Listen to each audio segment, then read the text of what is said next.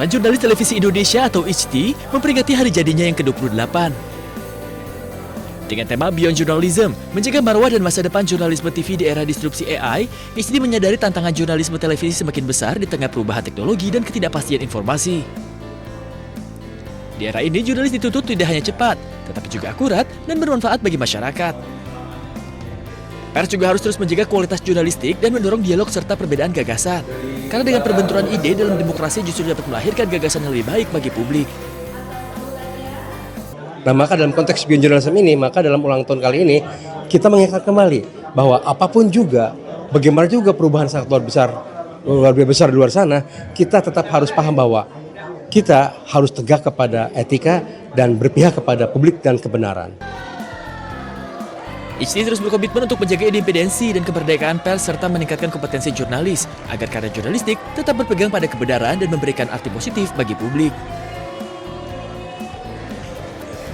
Dari Jakarta, Radisa Jaya, A-News melaporkan.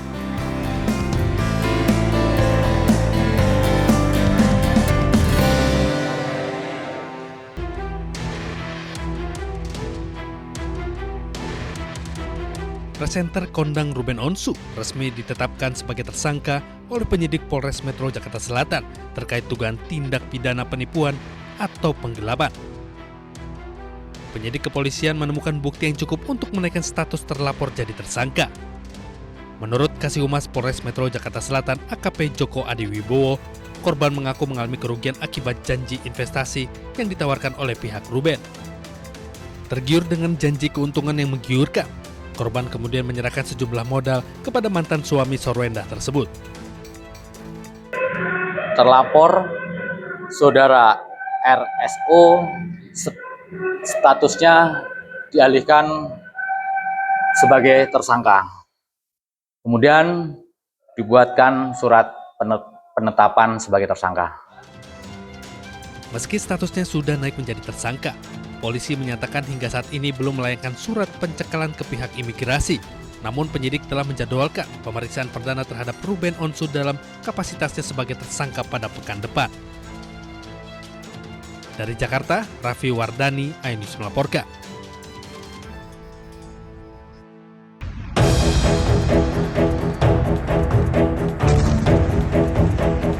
Perang Timur Tengah semakin meluas ketika negara yang terlibat Amerika Serikat, Israel, dan Iran saling menggalang kekuatan.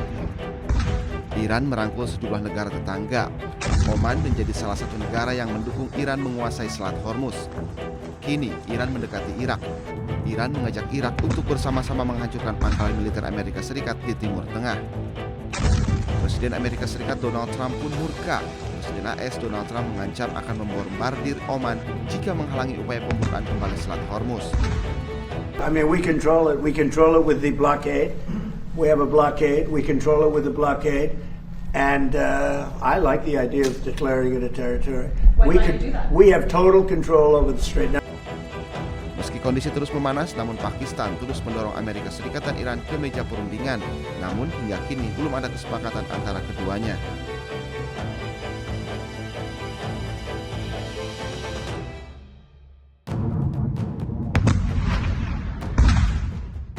Iran mulai pertimbangkan serangan terhadap fasilitas militer Amerika Serikat di Eropa. Nantinya, serangan akan difokuskan pada fasilitas militer AS di Eropa bagian selatan dan tenggara. Tindakan ini akan diambil bila AS terus menyerang Iran. Salah satu yang menjadi target adalah Bulgaria yang telah menyetujui penggunaan pangkalan udara Besmer untuk pesawat pengisian bahan bakar AS. Bulgaria pun telah bersiap menghadapi serangan Iran. Отношение на базата в Безмер, координирано с Министерството на отбраната и под ръководството на министър-председателя сме предприели всички възможни мерки.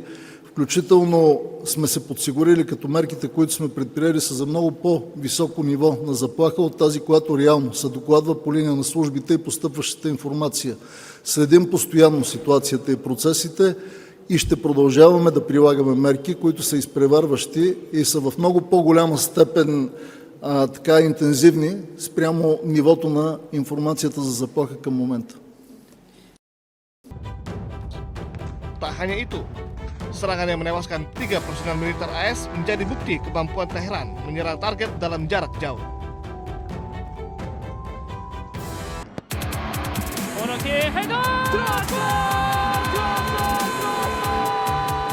Dari keluarga Sintayong ada Shin Jae-won. Lahir 16 September 1998, Jae-won berposisi sebagai sayap atau gelandang dan mampu bermain beberapa posisi. Memulai karir profesional bersama FC Seoul, Jae-won sempat membela Ansan Greeners dan Suwon FC sebelum bergabung dengan Seongnam FC pada 2023. Pada Januari 2026, Bucheon FC resmi merekrut Jae-won. Media Korea setempat menyebutnya sebagai pemain multifungsi di sektor lini serang, serta masuk Best 11 K-League 2 pada 2025.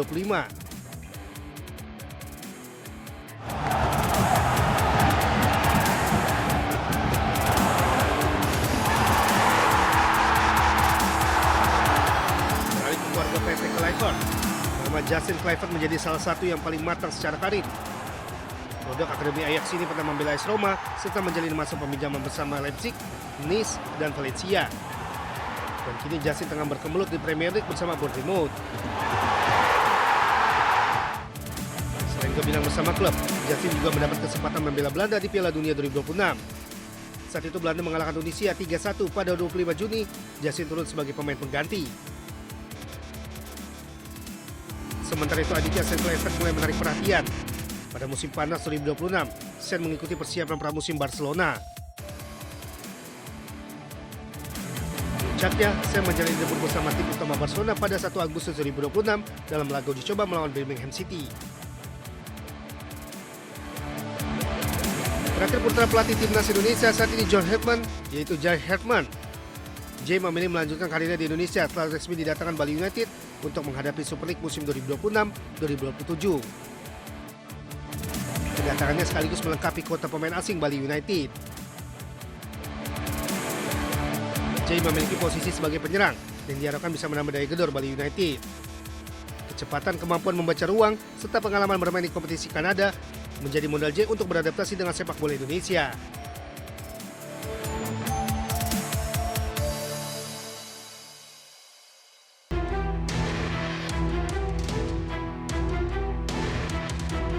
Presenter kondang Ruben Onsu resmi ditetapkan sebagai tersangka oleh penyidik Polres Metro Jakarta Selatan terkait dugaan tindak pidana penipuan atau penggelapan.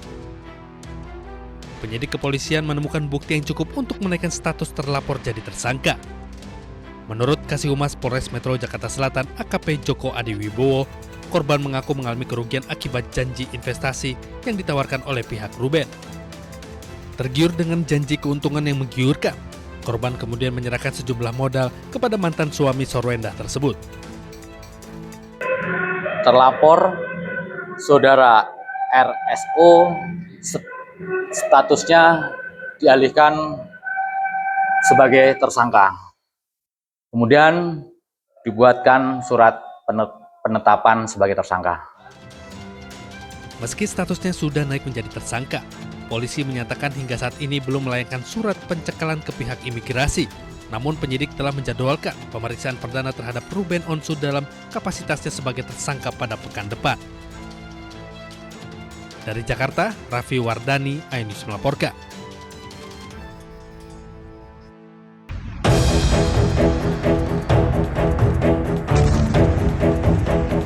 Perang Timur Tengah semakin meluas ketika negara yang terlibat Amerika Serikat, Israel, dan Iran saling menggalang kekuatan. Iran merangkul sejumlah negara tetangga. Oman menjadi salah satu negara yang mendukung Iran menguasai Selat Hormuz. Kini Iran mendekati Irak. Iran mengajak Irak untuk bersama-sama menghancurkan pangkalan militer Amerika Serikat di Timur Tengah. Presiden Amerika Serikat Donald Trump pun murka. Presiden AS Donald Trump mengancam akan membombardir Oman jika menghalangi upaya pembukaan kembali Selat Hormuz. I mean, we control it. We control it with the blockade. We have a blockade. We control it with the blockade. And I like the idea of declaring it a territory. We have total control over the Strait. Meski kondisi terus memanas, namun Pakistan terus mendorong Amerika Serikat dan Iran ke meja perundingan. Namun hingga kini belum ada kesepakatan antara keduanya.